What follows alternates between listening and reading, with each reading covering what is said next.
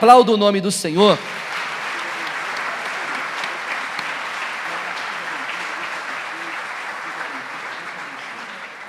Graças a Deus. Pastora Elza, vamos convidá-la, nós vamos recebê-la nessa noite como profeta de Deus para a nossa vida, amém, irmãos? E eu tenho certeza que Deus há de falar no nosso coração e sermos abençoados por Ele. Vamos recebê-la dizendo todos glória ao Pai, glória ao Filho e glória ao Espírito Santo. Paz seja convosco, irmãos. Feche os seus olhos, vamos orar. Pai, nós queremos a Tua presença falando conosco. Nós estamos, ó Deus, maravilhados com o Seu agir no nosso meio, porque nós Te adoramos, Deus, e o que cantamos até agora expressa a verdade que há na nossa alma, o nosso reconhecimento, porque o Senhor é maravilhoso demais, Pai. Felizes nós somos, porque a Tua obra alcançou as nossas vidas. E, ó Deus, eu sei que há alguma coisa a mais, sempre há alguma coisa a mais, que nós ainda não tocamos, que nós ainda não experimentamos, que nós ainda não vimos, Senhor. Por isso, nessa noite, nós Te pedimos mais uma vez, que seja um momento misterioso, poderoso, milagroso, o momento da palavra, quando nós vamos ter um contato diferente com o Senhor, uma experiência profunda com a revelação da Tua verdade. Eis-nos aqui, Senhor, como somos, Pai, falhos, imperfeitos, mas, Senhor, sinceros nesta noite, Te pedindo, fala conosco, Senhor, palavras de vida eterna, palavras que nos despertem, que nos tirem do nosso comodismo, Senhor, palavras que realmente ativem dentro de nós essa vida vibrante que o Senhor tem para dar para a Tua igreja, para que ela viva o avivamento, o despertamento tão necessário para o bem-estar espiritual, para o bem-estar da família cristã. Trata conosco nesta noite. Toda a glória será para o Senhor somente, Pai, em nome de Jesus. Amém? Eu quero que você se assente, porque o texto que nós vamos ler é longo e nós vamos lê-lo fracionadamente. Então, nós respeitosamente o leremos mesmo assentados. Evangelho de Lucas, capítulo 7, você vai deixar sua Bíblia aberta. Nós vamos estudar o texto a partir do versículo de número 36.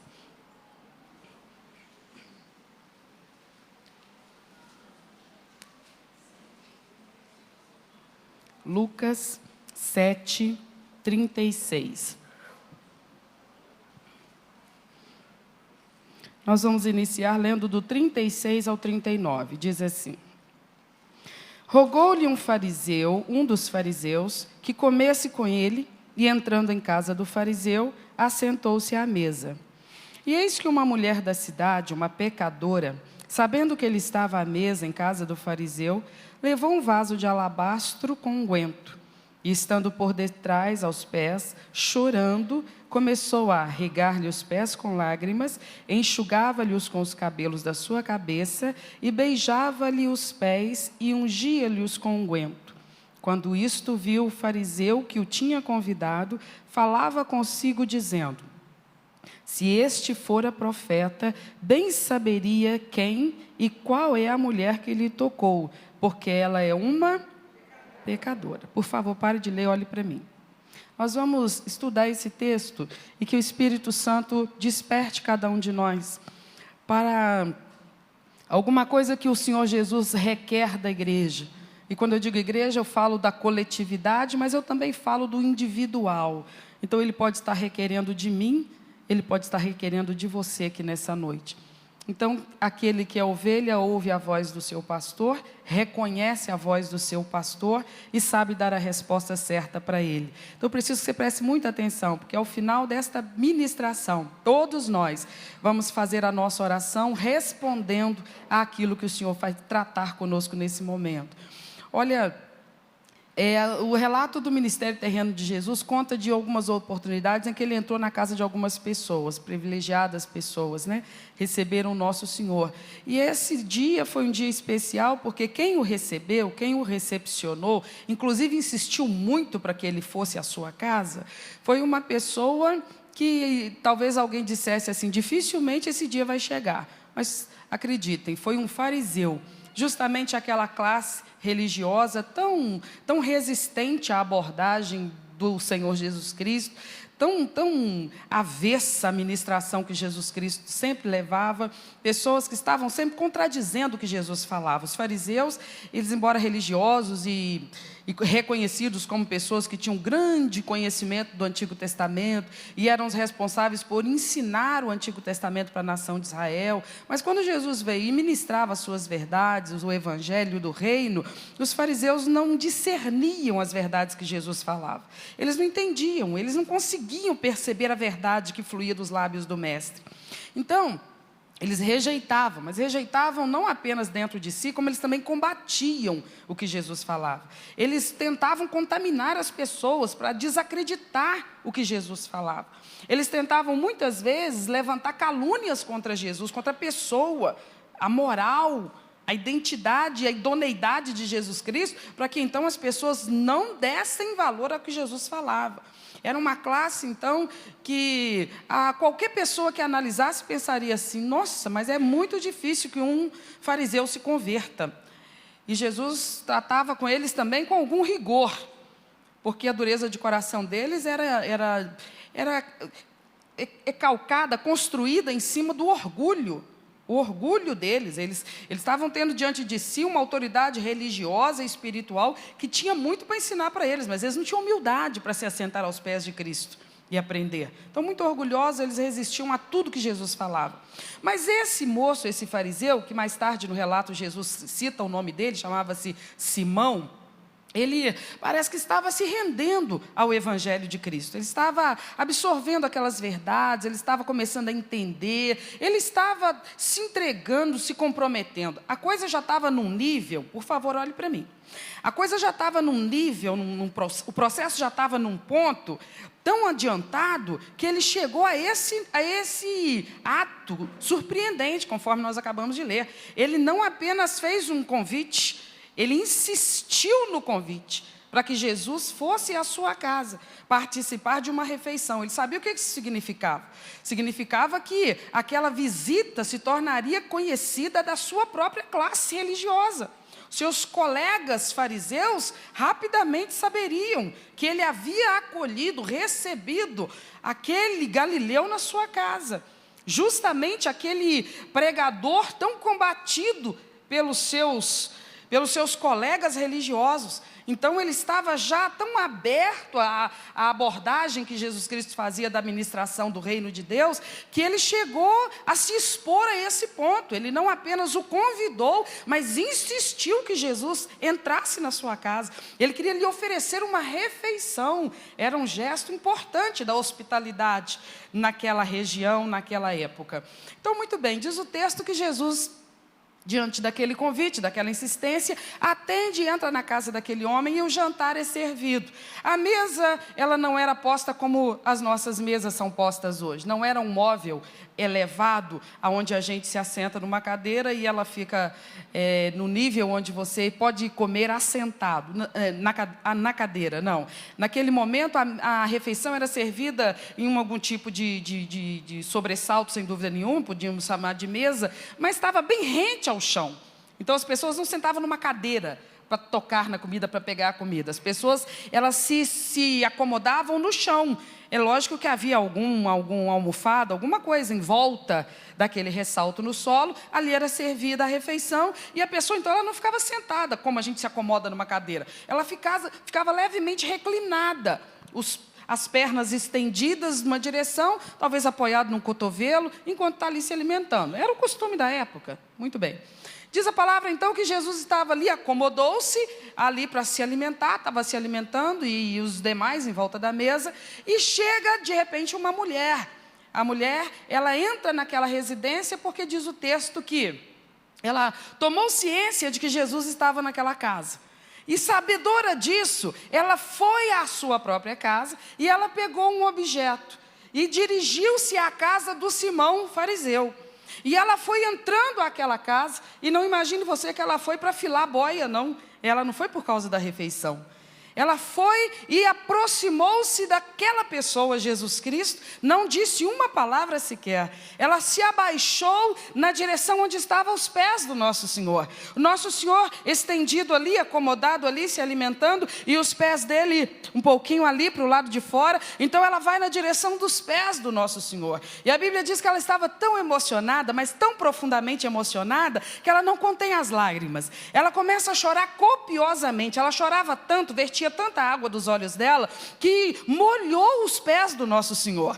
Molhou de verdade, como se ele estivesse lavando os pés de Cristo com as suas lágrimas. Era um choro copioso. Ela estava profundamente emocionada, tocando os pés do nosso Senhor, sem dizer uma única palavra. E aí diz o texto que ela olhava os pés do Senhor, umedecidos pelas suas lágrimas. Ela pegou dos seus longos cabelos e começou a secar os pés do Senhor com os seus cabelos. Feito isso, ela pega o objeto que ela tinha buscado na sua casa, que era um vaso de alabastro. Alabastro era um tipo refinado de mármore, aonde se guardava óleos e ungüentos preciosos, perfumes ou azeites, guardados, separados para ocasiões muito especiais. Então diz que ela pega aquele vaso de alabastro, ela o destampa e ela derrama sobre os pés de Jesus aquela especiaria que ela tinha trazido. Era um unguento. E ela então unge ali os pés do nosso Senhor com aquele óleo. E ela beija os pés do nosso Senhor, sem dizer uma palavra. Ela só faz essas coisas. Ela molha os seus pés com as suas lágrimas, enxuga as lágrimas com seus próprios cabelos, unge os seus pés com o unguento que trouxera de casa e beija os pés do Senhor. Todo mundo comendo, tranquilo, ela não interrompeu a refeição de ninguém, não entrou no assunto, não entrou na conversa, não filou boia, não pediu um prato a mais, nada disso. Ela só foi lá para fazer isso. Muito bem. O texto que nós acabamos de ler diz que uma pessoa à mesa prestava muita atenção na cena. Também não falou nada, mas prestava muita atenção na cena. Ele estava impressionadíssimo com a cena. Ele estava impactado com a cena. Ele não disse nada, mas pensou muita coisa. Era justamente o dono da casa, o anfitrião, o fariseu, o Simão. O Simão que tinha insistido tanto para Jesus ali entrar, justamente porque estava já se rendendo a Jesus Cristo, dando confiança à mensagem de Cristo, dando credibilidade à identidade de Cristo, aceitando na sua mente e no coração que de fato aquele Galileu era quem dizia ser, o grande enviado de Deus para salvar o mundo. Só que agora, diante daquela cena, ele paralisa. Ele faz algumas conjecturas dentro dele próprio. Ele pensa consigo mesmo: eu achava que ele era diferente, eu achava que ele tinha alguns recursos a mais, eu achava que ele possuía alguns recursos a mais.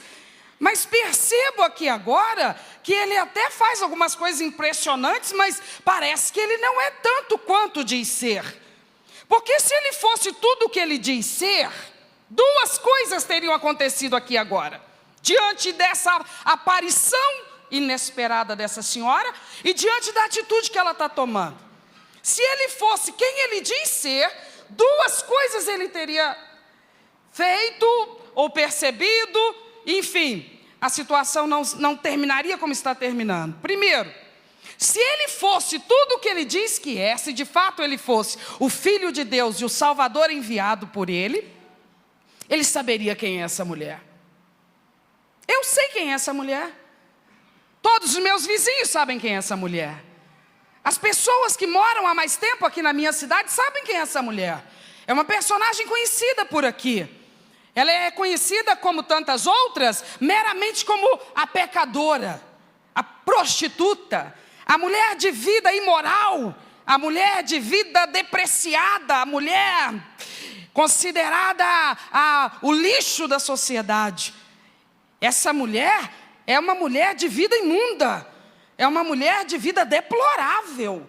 Todo mundo por aqui, pelas redondezas, sabe quem é essa mulher. Ele parece que não desconfia quem seja ela. Só pode ser isso, ele conjecturando consigo mesmo. Porque se ele tivesse noção de quem se trata, é lógico que ele não aceitaria que ela o tocasse. Ele não aceitaria que ela fizesse por ele o que ela está fazendo. Então, se ele soubesse quem ela de fato é, a vida que ela de fato tem levado, ele não aceitaria que ela o tocasse. Ele não permitiria que ela sequer se aproximasse dele. Ele não falou uma palavra. Isso tudo estava na mente dele. Diz o texto que ele falava isso tudo com quem? Consigo mesmo. Ele observou a cena e ele fez um juízo de valor a respeito daquilo. Ele fez uma análise e ele chegou a uma conclusão, baseando nos seus próprios princípios, conceitos e valores. Continue lendo comigo, por favor. Versículo 40.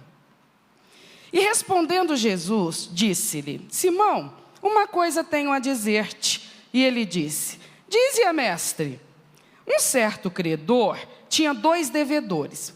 Um devia-lhe 500 dinheiros, o outro 50. Não tendo eles com que pagar, perdoou-lhes a ambos. Dize-me, qual deles o amará mais? Simão respondendo disse: Eu tenho para mim que é aquele a quem mais perdoou. E ele disse: Julgaste bem. Olhe para mim, por favor. Lembre-se que, na verdade, Simão não estava perguntando nada para Jesus. Simão apenas havia pensado consigo mesmo. Simão pensava assim: ele não é profeta. Se ele fosse profeta, ele saberia quem é essa mulher. Tanto ele era profeta que ele sabia o que Simão estava pensando, sem o Simão falar uma palavra sequer. E ele está respondendo a Simão sem que Simão perguntasse uma coisa sequer, porque ele sabe tudo o que passa na nossa cabeça. Isso não é maravilhoso? Mas também não é assustador? Porque isso significa que a gente não consegue surpreender ele. Isso significa que a gente não consegue esconder nada dele. Isso significa que tudo ele já sabe. Então ele, diz o texto, que ele responde a Simão, aos pensamentos do Simão. Mas ele o faz em voz alta, porque diferente dele, Simão não era profeta. Ele não podia saber o que passava na mente de Cristo. Simão não era o Filho de Deus enviado do céu para salvar o mundo. Simão era o que ele achava que Jesus era. Simão era apenas o comedor de arroz com feijão. Alguém que nasceu para morrer. Mas Jesus não, Jesus era o Filho de Deus. Nasceu nessa terra para morrer, mas para ressuscitar, para nunca mais morrer. Totalmente diferente. Então Jesus conversa com ele e fala assim: eu quero te contar uma história e quero que você me dê sua opinião. Tinha na cidade um certo homem. E esse homem, ele tinha renda, e então ele emprestou dinheiro para 2 outros homens. E esses homens, a quem ele emprestou dinheiro, a um ele emprestou 500 dinheiros, ao outro ele emprestou 10% disso, só 50. A um ele emprestou uma quantidade, a outro ele emprestou 10 vezes menos. E acontece que em ambos os casos, ele se viu diante de um calote, porque nem o que pegou com ele uma quantia grande tinha como lhe pagar, e nem o que pegou com ele uma quantia irrisória tinha como lhe pagar. Então ele era um homem de posses, que emprestou dinheiro a homens que estavam em necessidade, é lógico, debaixo da promessa de pagamento, mas em dada a data do pagamento, em chegando a data do pagamento, esses homens vieram e lhe justificaram, dizendo: olha, eu lhe devo tanto, e o outro e eu tanto, mas ambos estamos na mesma situação, nós não temos como lhe pagar o que nós lhe devemos. Nós não temos como lhe pagar o que nós lhe devemos. E então eles estavam ali sujeitos ao juízo daquele credor. Ele, segundo a lei, podia determinar qualquer punição àqueles homens para que ele pudesse ser restituído, conforme era legal que ele fosse restituído do valor. Muito bem. Só que esse credor usa de misericórdia com esses 2 devedores. Simplesmente vira para eles e fala assim: você não tem como me pagar? Você me deve 500, não tem como me pagar? Eu simplesmente não tenho aonde tirar. Eu lhe devo, reconheço, admito, mas eu não tenho como te pagar. Então o que o senhor me diz? Eu lhe digo uma coisa: eu perdoo o que você me deve. E você, quanto você me deve? Olha, eu te devo 10% do que ele te deve, é bem menos. Mas eu vou falar para o senhor, eu também não tenho como lhe pagar. Minha dívida comparada com a dele é pequenininha, mas a minha situação é exatamente igual à dele. Eu também não tenho como pagar. E o que é que o senhor me diz? Eu lhe digo o mesmo que disse para ele: eu também perdoo a sua dívida. E os 2 saíram alegres e satisfeitos. Aí Jesus vira para Simão e fala assim: Simão, analisa essa situação e me fala uma coisa. Qual dos 2 você acha que amará mais? aquele que perdoa as dívidas. Aí o Simão, seguindo a lógica meramente humana, diz: a meu ver, aquele cuja dívida era maior, esse amará mais. Jesus falou assim: é o seu raciocínio, né? Pois muito bem. Aí Jesus continua, versículo 44. Voltando-se para a mulher, disse para Simão. Ele olha para a mulher, mas ele continua conversando com o Simão. Ele fala assim: vês tu essa mulher, Simão? Eu entrei na tua casa e você não me deu água para lavar os pés, mas esta aí regou-me os pés com as lágrimas e os enxugou com seus cabelos. Você não me deu o ósculo, mas esta, desde que entrou, ela não tem cessado de me beijar os pés. Você não me ungiu a cabeça com óleo, mas esta ungiu-me com unguento. Olhe para mim, por favor. Ele agora se volta para Simão, depois de contar aquela história, e diz para ele assim: por favor, Simão, dá uma olhadinha nessa senhora que está aí aos meus pés, beijando os meus pés. Observe essa senhora. Talvez você vá pensar nessa senhora lá atrás, na vida que ela vivia lá atrás. Agora você não sabe, mas a vida dela hoje já mudou.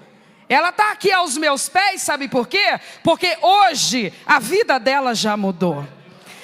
Tu tem referência e informação do que ela foi e do que ela fazia lá atrás. E a dívida moral dela para comigo realmente era imensa. Os feitos dela eram vergonhosos, escandalosos, eram extraordinariamente vergonhosos. A dívida moral dela era imensa. Mas ela está rendida e prostrada aos meus pés agora, porque ela já teve um encontro comigo. E eu já estive em diálogo com ela, e ela já me confessou que a dívida moral que ao longo da vida ela acumulou perante a minha santidade, não tem como ela pagar. Eu apresentei a ela as verdades do reino, e a convidei a ingressar no reino, e a fazer parte de um novo reino, e a ser inscrita no rol daqueles que se tornam filhos de Deus. E imediatamente deve ter vindo à sua memória a vida impura, imunda e inadequada que ela tem vivido. E também, sem dúvida nenhuma, as grandes línguas que se levantarão para lhe acusarem e lhe condenarem. Mas diante de todo o seu passado, que eu bem conhecia, eu disse para ela o que o credor disse para aqueles dois homens que lhe deviam. Eu disse a ela: você tem uma imensa dívida moral comigo. Porque a tua vida, desde o dia que tu nasceste até agora, tem sido uma vida de abominação aos olhos daquele que é todo poderoso, e que não te criou e não te deu vida e não te colocou na terra para tu viver como tem vivido, e aprontar o que tem aprontado, e viver conforme as leis que tens obedecido. Mas hoje tu chegas diante do teu Criador com essa imensa dívida, a qual não tens recurso para pagar, mas o teu Criador te ama e te chama, e vai resolver esse problema para tu. O teu Criador só tem uma maneira de resgatar-te e de recuperar-te. Ele te diz uma coisa: eu te perdoo tudo que tu me deves, até o presente momento. Eu te perdoo. Sabe, Simão, essa mulher, a dívida moral dela com o reino, aos teus olhos, era muito, talvez 10 vezes maior do que a tua própria, Simão. Porque tu não tiveste uma vida de pecados tão escandalosos assim, não é? Religioso, correto. Não, perfeito, claro que não. Falhas todo mundo possui. Mas você se gaba de não ter sido, na sua vida aqui na terra até hoje, uma pessoa de vida escandalosa. E é fato, não foste mesmo. Não caíste nas misérias e nas mazelas sociais que tem maculado a reputação de tantas pessoas. Tu hoje estás diante da oportunidade de receber a mensagem do Evangelho, Simão, e você tem a alegria de poder abrir a sua boca e dizer: nunca, nunca, nunca coloquei uma bebida na minha boca, nunca injetei uma droga nas minhas correntes sanguíneas, nunca me dopei com o que quer que seja, nunca lancei mão do que não fosse meu, nunca fiz nada que escandaloso fosse, que vergonhoso fosse. Perfeito não, mas também não tenho no meu currículo nada que fosse tão depreciativo. Então talvez, Simão, você tenha a respeito de si mesmo um conceito que te faça acreditar que a tua situação para com o seu Senhor, para com o Todo-Poderoso, fosse melhor do que a dela. Mas ainda que a tua dívida moral fosse menor, a tua situação era exatamente igual. Porque a mesma condição de não ter recursos para pagar era a sua condição. Porque ninguém se justifica diante do Pai. Porque diante do Deus Todo-Poderoso, com quem precisamos nos reconciliar, que é o único que pode nos resgatar de uma condenação, de sentença de eternidade longe da sua casa de glória e de paz, é o Pai, que olha para cada um de nós e que sabe a dívida que tu tem comigo, eu sei qual é. O montante se avoluma cada vez mais. E eu sei que se eu esperar que tu pagues o que tu me deves, tu nunca se reconciliarás comigo. Então eu só posso resolver esse nosso relacionamento de um jeito, pela graça, pela misericórdia. Porque tenho que reconhecer, tu não tens com o que pagar o que tu me deves. Tu não tens como pagar o que tu me deves. Toda a tua falha moral, todas as tuas falhas éticas, tudo acumulou um montante que te desqualifica total e absolutamente para a convivência e para a comunhão com aquele que é santo, santo, santo e santo. Mas Ele também é misericordioso, e na sua misericórdia Ele te fala: eu te perdoo a tua dívida. Simão, quem amará mais? Aquele a quem mais foi perdoado. Não deveria ser essa a lógica, Simão, porque todos os que foram perdoados deveriam amar do mesmo jeito, porque todos foram resgatados da mesma situação. Não importa se o volume de escândalo moral na vida de um era maior e na vida do outro era menor. O que importa é que em qualquer dos casos a situação era a mesma. Ninguém tinha como pagar a sua própria dívida. Fosse ela mínima, fosse ela máxima. Fosse ela de um valor irrisório comparada do outro, que é de um valor escandaloso, por causa de uma vida sem nenhum limite, por causa de uma vida doida, louca, por causa de viver nessa terra como se fosse um bicho, um animal, sem respeitar nada nem ninguém. Quando um desses vem para Jesus, o que a gente fala? Não, esse aí tem que beijar os pés de Jesus todo dia. Olha de onde Jesus tirou ele. Jesus tirou ele do mesmo lugar que tirou a mim, que tirou você, que tirou todo pecador. De que lugar? Do lugar chamado condenação eterna. Porque a dívida daquele era impagável. A minha também era. A de todos nós era. Nós só estamos de pé na presença do Todo-Poderoso. Por quê? Porque Ele virou para nós e disse: eu perdoo a tua dívida. O que isso significa? O que significa? Eu só vou saber o que isso significa depois que eu morrer. E que então finalmente a minha alma, que é essa porção imaterial e imortal da minha estrutura, se desprender do meu corpo e partir para os lugares eternos e celestiais, de glória e gozo na presença do Senhor. Só então eu saberei? Não, lá eu saberei na proporção máxima. Mas agora eu também já sei o que significa o perdão que Deus me deu. Aquele peso saiu. Que peso? O peso das trevas que estavam por sobre a nossa cabeça, dentro da nossa alma, imperando e predominando na nossa vida. O que houve com aquela nuvem negra da presença maligna que nos rondava e tratava conosco como se marionete fôssemos, isso tudo foi dispersado Porque o perdão de Deus trouxe libertação para as nossas vidas. Há quem vira e diga assim hoje: pastor fulano está doido para ir para a igreja dele. O cicrano, eu não vi a hora de eu ir para a igreja dele.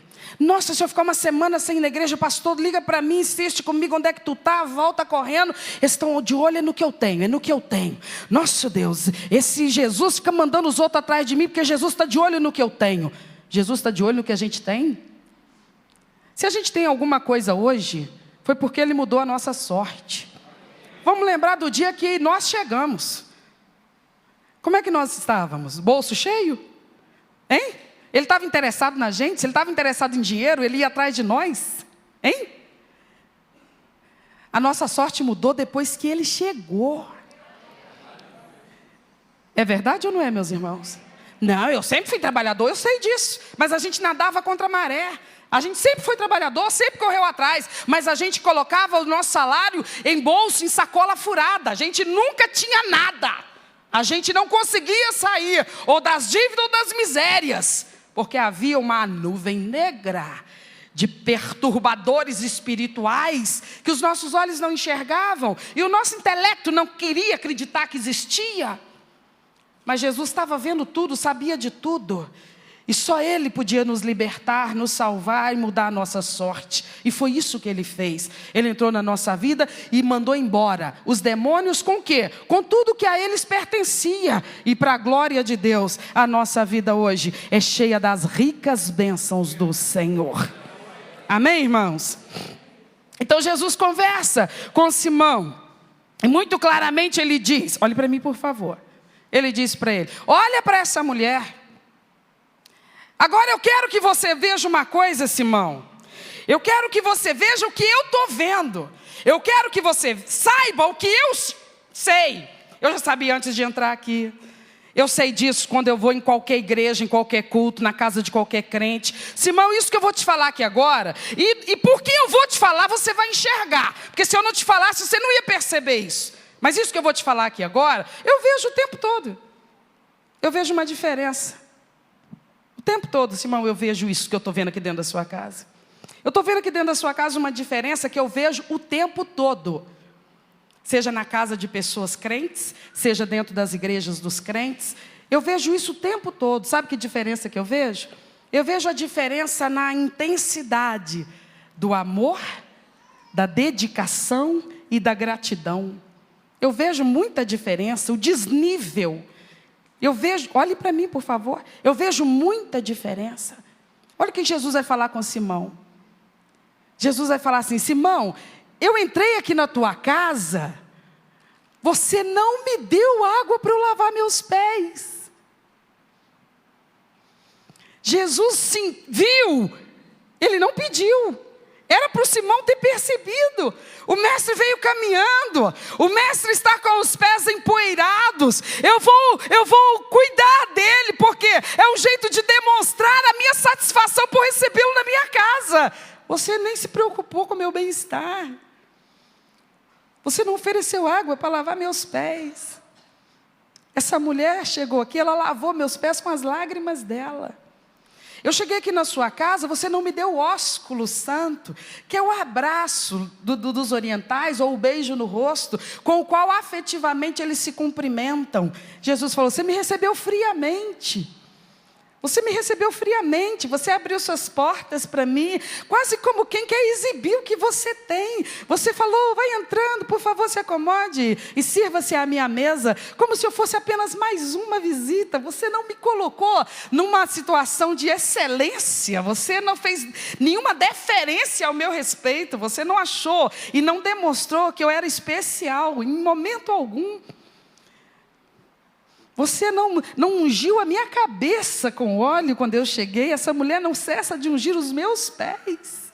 Ela beija os meus pés. O que Jesus estava querendo dizer para aquele homem? Ele estava dizendo assim, olha, tudo que ela está fazendo para mim, você também devia ter feito, cara.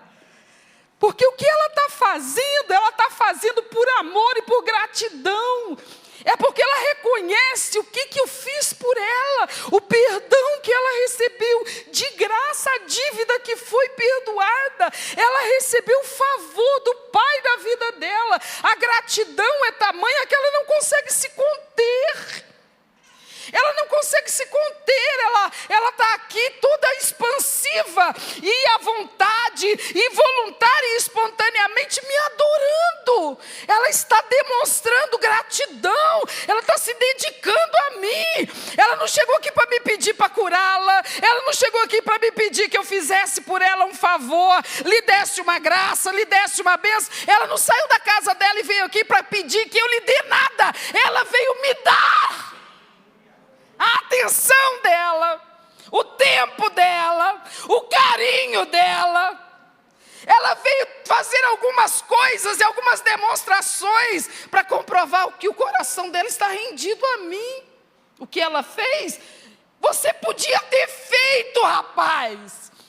Eu esperava que você também fizesse. Quer saber? Eu esperava que todos fizessem. Porque todos receberam a mesma graça. Por que uns amam mais?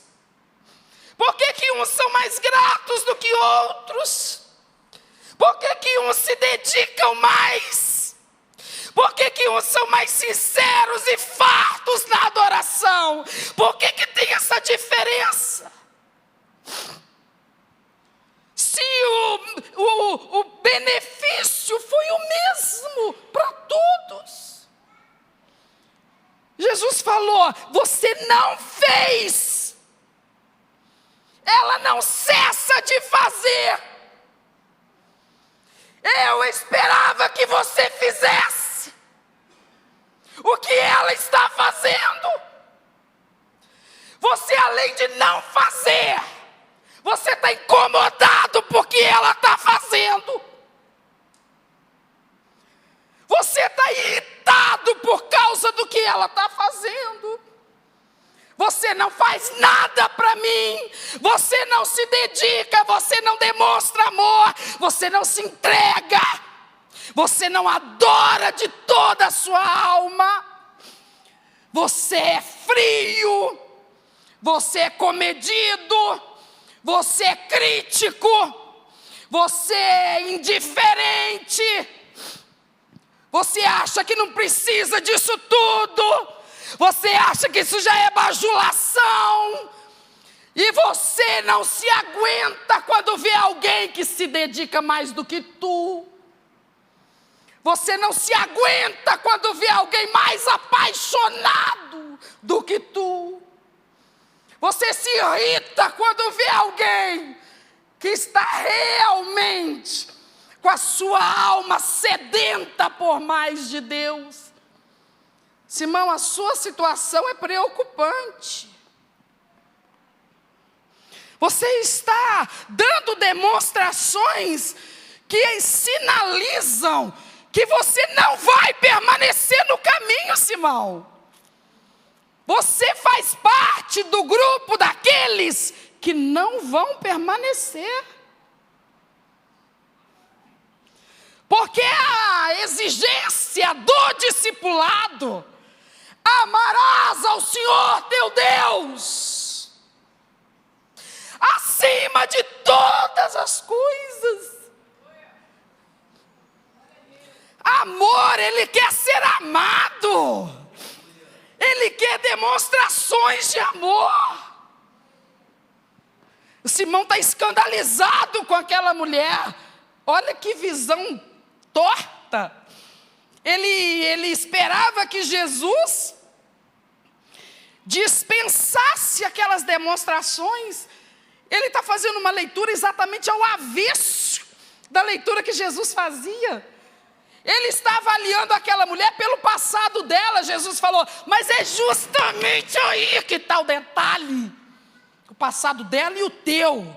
O passado meu e o teu. O histórico de todos nós.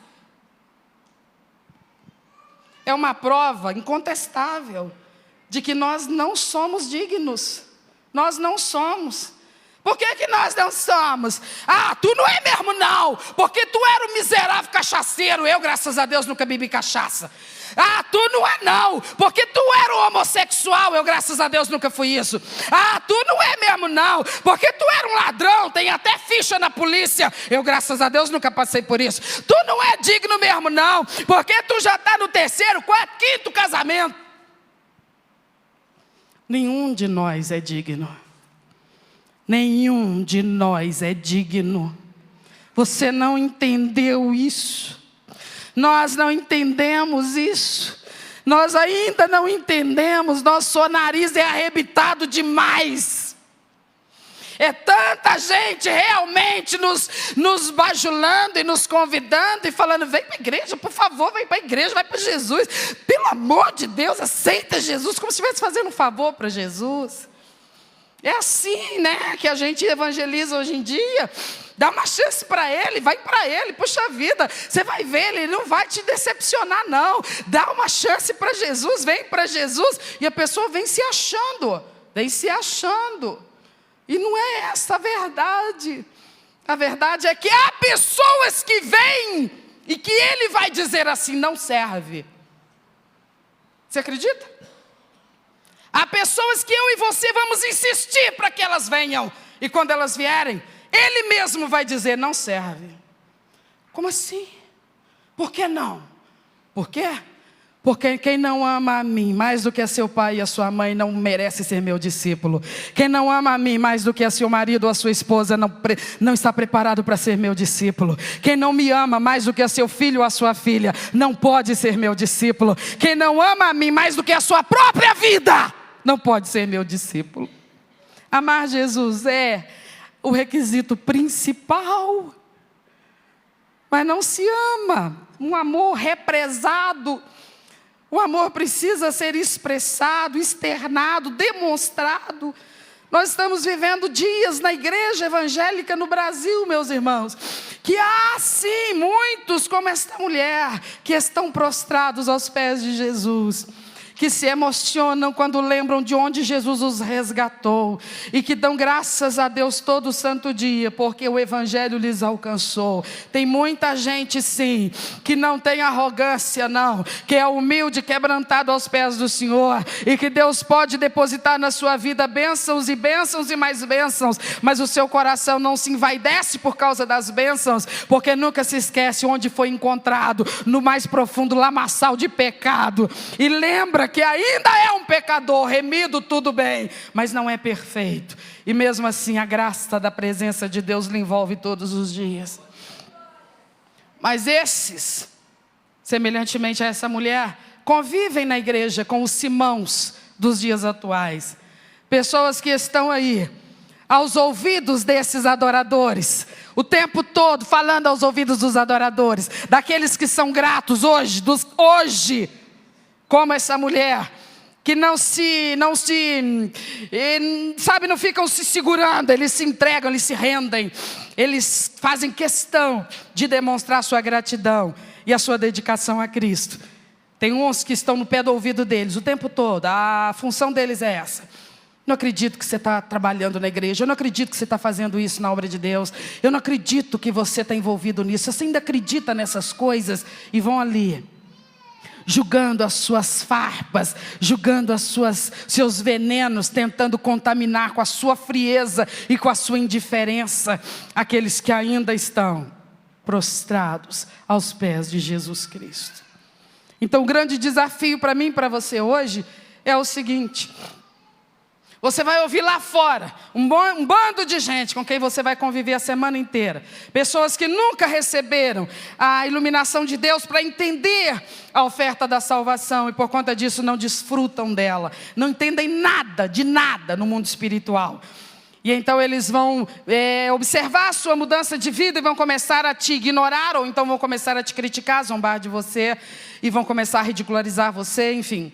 Mas isso não vai acontecer só lá fora, não. Dentro da igreja você também vai encontrar pessoas que carregam o nome de que são crentes, mas é lógico que não são. É lógico que não são. Eles não têm de fato a vida de Deus no seu coração. Eles não têm de fato o reconhecimento do que Cristo tem feito por eles. Eles não são gratos. Eles não são gratos. O salmista diz assim: eu entrarei pelas portas da tua casa com cânticos de adoração ao Senhor. Mas muitos não são gratos, eles não entram adorando, eles entram murmurando. Eles saem das suas casas e vêm para a casa de Deus a título de cultuar ao Senhor, mas eles não entram adorando, eles entram murmurando. São pessoas que eles não têm mais nenhum tipo de sinceridade na sua adoração, eles não têm mais nenhum tipo de intensidade no seu amor, eles não têm mais nenhum interesse de se dedicar a Jesus Cristo, à obra de Deus, à palavra de Deus. Onde eles estão? Eles estão dentro das igrejas, tentando me contaminar com a frieza deles, tentando contaminar você com a frieza deles. Quando eles verem você se dedicando a fazer a obra de Deus, eles vão começar a rir de você. Eles vão começar a desprezar você. Eles vão começar a dizer que você está agora como aquele que gosta de aparecer para o pastor ver você, para o pastor te admirar, te elogiar. Eles vão começar a encher sua cabeça de coisa. Se você for infantil e se você for inexperiente, você vai cair nessa conversa e você é o próximo que vai esfriar. Você é o próximo que vai tratar Jesus com indiferença. E ele vai vir para cá todos os cultos, porque graças a Deus todos os cultos ele vem. E todos os cultos ele está aqui e ele sabe. Tem uns que estão prostrados aos pés dele, do início ao fim do culto, lhe honrando, demonstrando sua gratidão e a sua adoração. Outros estão desprezando estes que estão prostrados aos pés do Senhor. E Jesus está olhando e vendo tudo e todos. O que ele disse para Simão, ele disse para nós aqui nessa noite: o que ela fez, você deveria ter feito. O que é que Jesus está dizendo para mim? O que é que Ele está dizendo para você aqui agora? Você poderia ter feito. Você poderia estar fazendo. Você deveria estar fazendo. Está no seu alcance fazer. Gente grata, quando a pessoa é grata, ela deveria demonstrar isso. Gratos por quê? Porque Ele nos salvou, Ele nos resgatou. Nós tínhamos uma dívida que era uma condenação em cima da nossa cabeça. Aquela dívida nos condenava ao inferno depois da morte, mas também nos condenava a uma vida infernal aqui na terra. A nossa vida era um inferno aqui na terra, por causa daquela dívida. Nada poderia chegar até nós da graça e da paz dele se aquela dívida não fosse resolvida.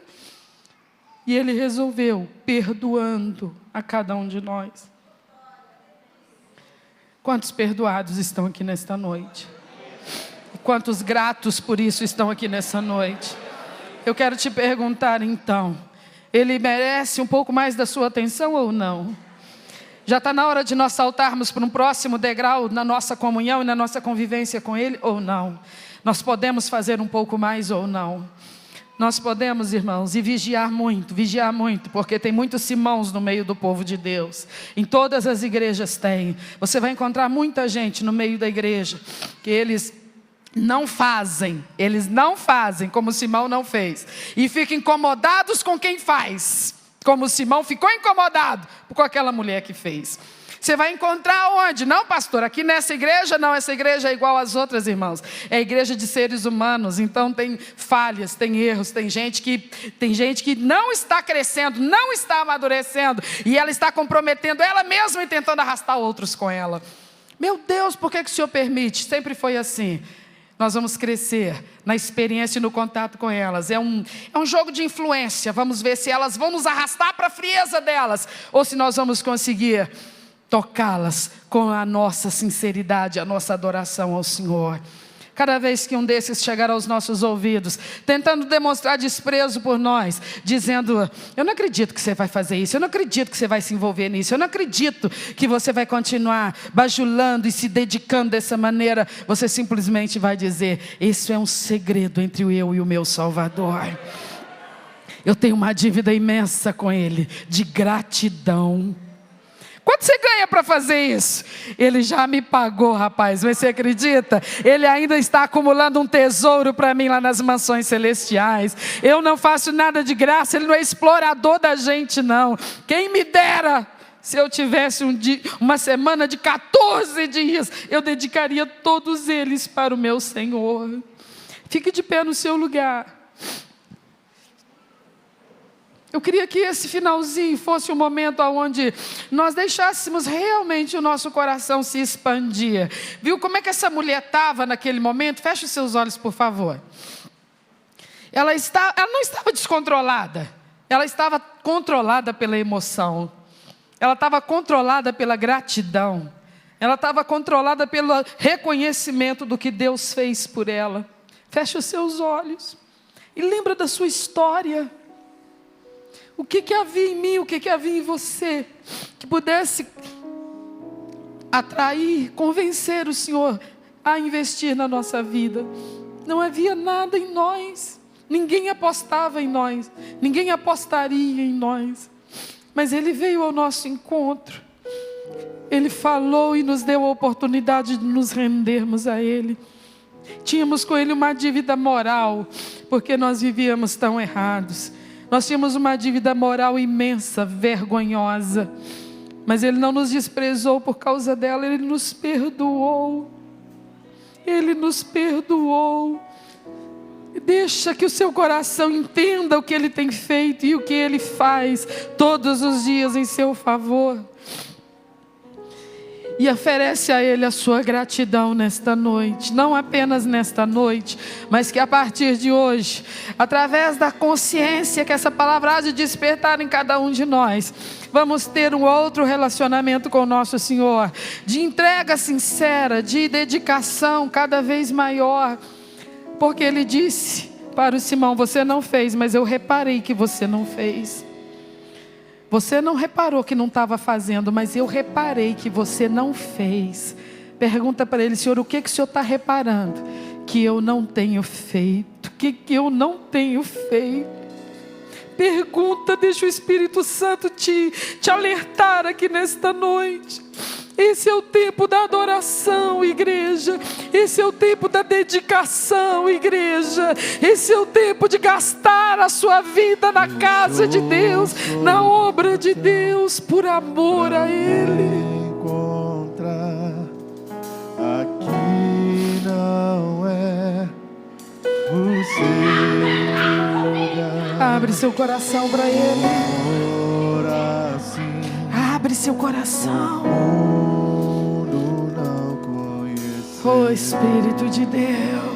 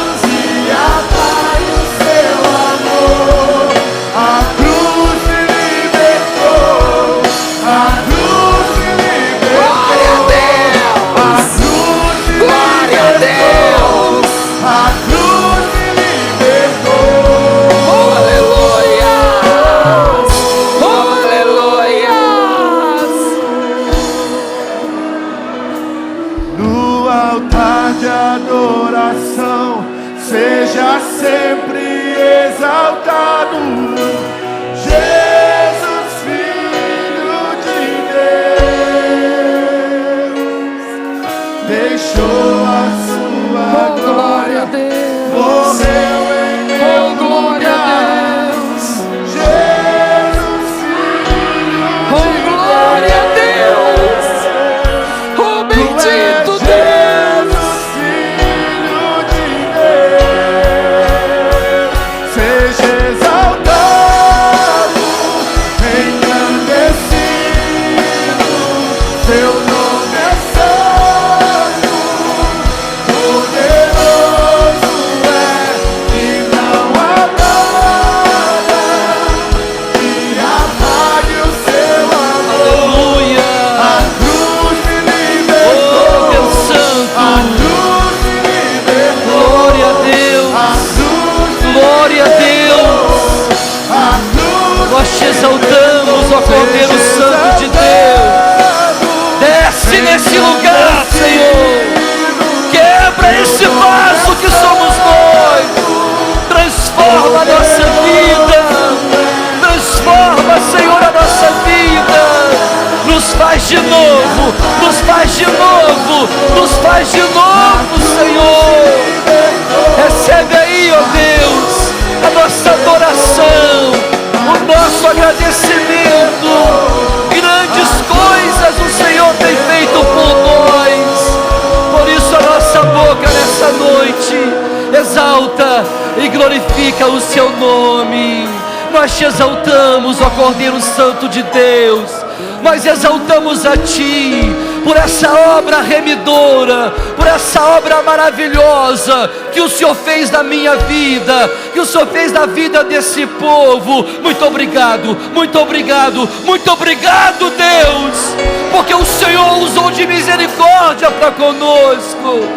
Recebe, Pai, a nossa adoração, o nosso louvor, a nossa gratidão a Ti. Muito obrigado, Deus. Aleluia. Exalta o nome do Senhor com as tuas palmas. Glória a Deus. Glória a Deus. Glória a Deus. Aleluia.